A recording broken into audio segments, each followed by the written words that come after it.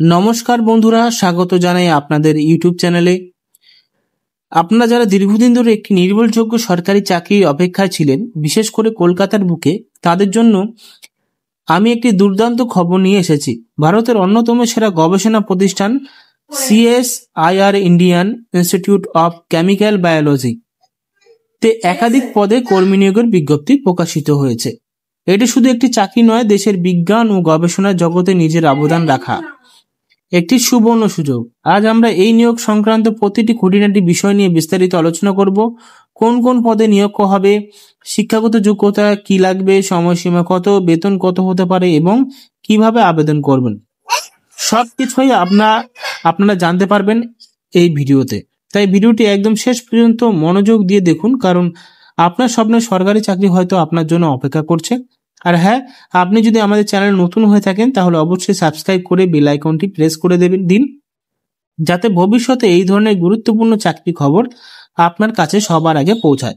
চলুন আর দেরি না করে শুরু করা যাক।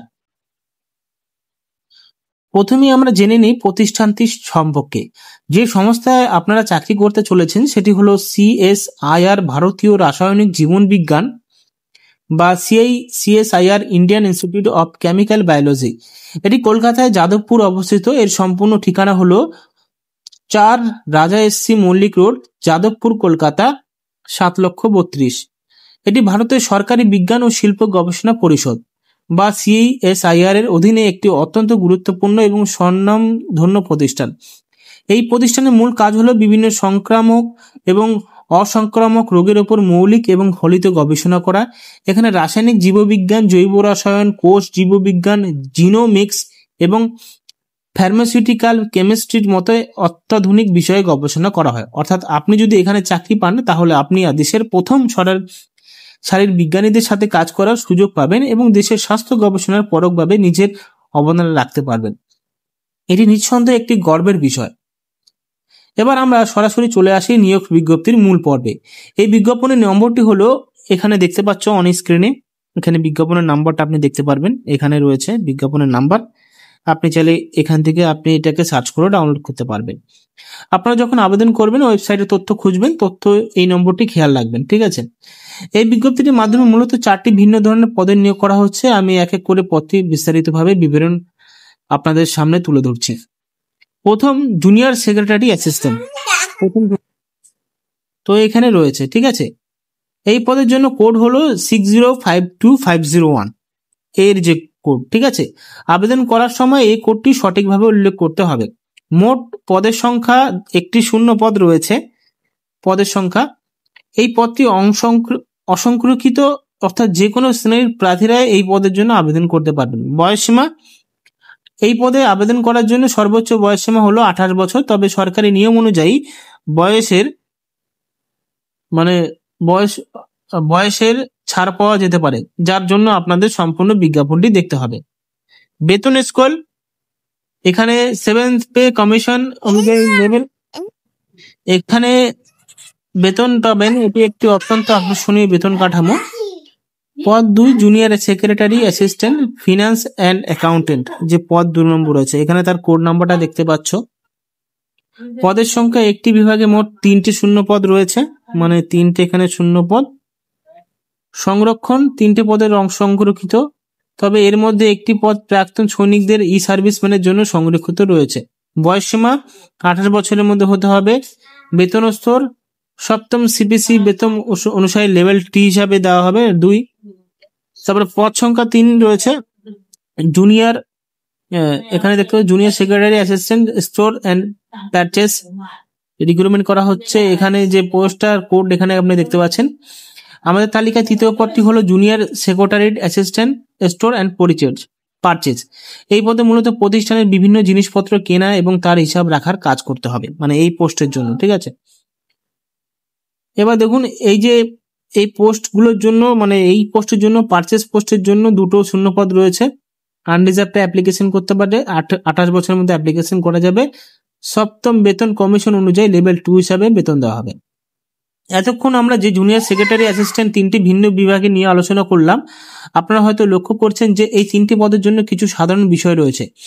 এবার আমরা জেনে নিব এই 3টি পদের জন্য আবশ্যিক শিক্ষাগত যোগ্যতা কি? শিক্ষাগত যোগ্যতা উপর আলোচিত 3টি পদের জন্য জেনারেল, ফিনান্স অ্যান্ড অ্যাকাউন্টেন্ট এবং স্টোর অ্যান্ড পারচেস জন্য নিম্নতম শিক্ষাগত যোগ্যতা হলো উচ্চ মাধ্যমিক পাস। ঠিক আছে, এই 3টের ক্ষেত্রে দ্বাদশ শ্রেণী বা সমতুল্য পাস। অন্যান্য দক্ষতা এর সাথে আরো একটি গুরুত্বপূর্ণ দক্ষতা প্রয়োজন, সেটি হলো কম্পিউটার টাইপিং এবং স্পিড এবং কম্পিউটার এই সমস্ত ব্যবহার দক্ষতা। এই দক্ষতা ভারতের সরকারের ডিওপিটি দ্বারা নির্ধারিত মানদণ্ড অনুযায়ী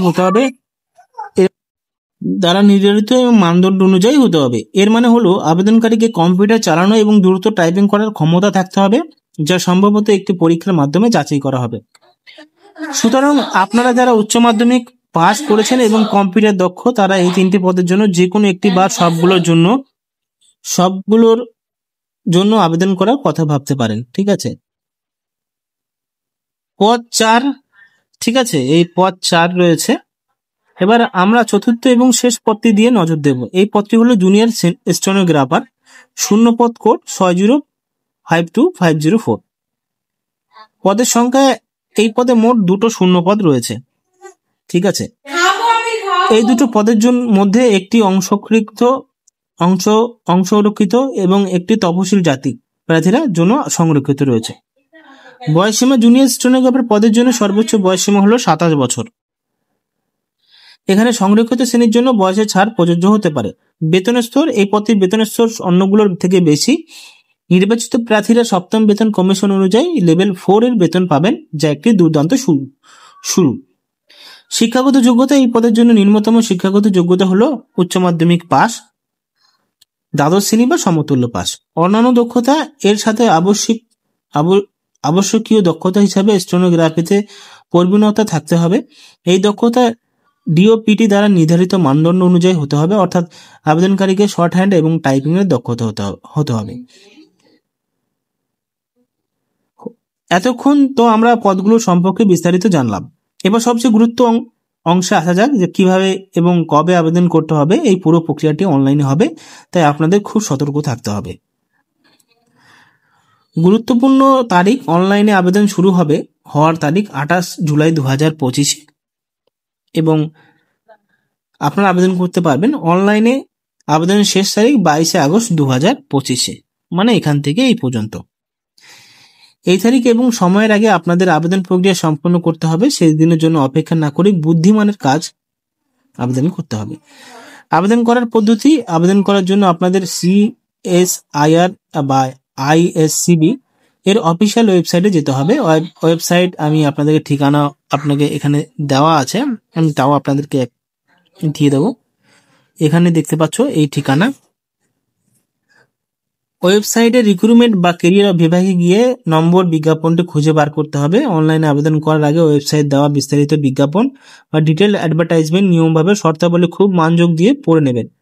এতে বয়স ছাড়, পরীক্ষার পদ্ধতি এবং অন্যান্য গুরুত্বপূর্ণ তথ্য দেওয়া থাকে। এরপর অ্যাপ্লাই অনলাইনে লিঙ্কে ক্লিক করে আবেদন পূরণ করা শুরু করতে হবে। প্রয়োজনীয় সমস্ত তথ্য যেমন নাম, ঠিকানা, শিক্ষাগত যোগ্যতা, শূন্যপদ কোড ইত্যাদি নির্ভুলভাবে পূরণ করবেন।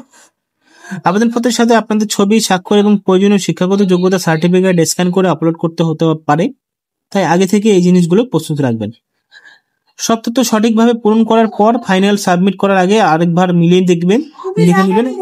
একবার আবেদন জমা হয়ে গেলে হয়তো আর সংশোধনের সুযোগ না থাকতে পারে।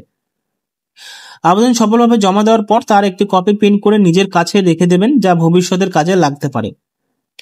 আবেদন করার আগে কয়েকটি বিষয় মাথায় রাখা খুব জরুরি। মহিলা প্রার্থীদের জন্য উৎসাহিত বিজ্ঞপ্তি বিশেষভাবে উল্লেখ করা হয়েছে যে CSIR বা ISCB তাদের কর্মক্ষেত্রে লিঙ্গ ভারসাম্যের জন্য যথেষ্ট, তাই মহিলা প্রার্থীদের বিশেষভাবে আবেদন করার জন্য উৎসাহিত করা হচ্ছে। এটি একটি খুবই ইতিবাচক দিক। বিজ্ঞপ্তিতে এও বলা হয়েছে যে প্রতিটি পদের পাশে উল্লিখিত শূন্য পদের সংখ্যা শুধুমাত্র প্রাথমিক বা অস্থায়ী, অর্থাৎ প্রতিষ্ঠানের প্রয়োজনে সংখ্যা বাড়তে বা কমতে পারে।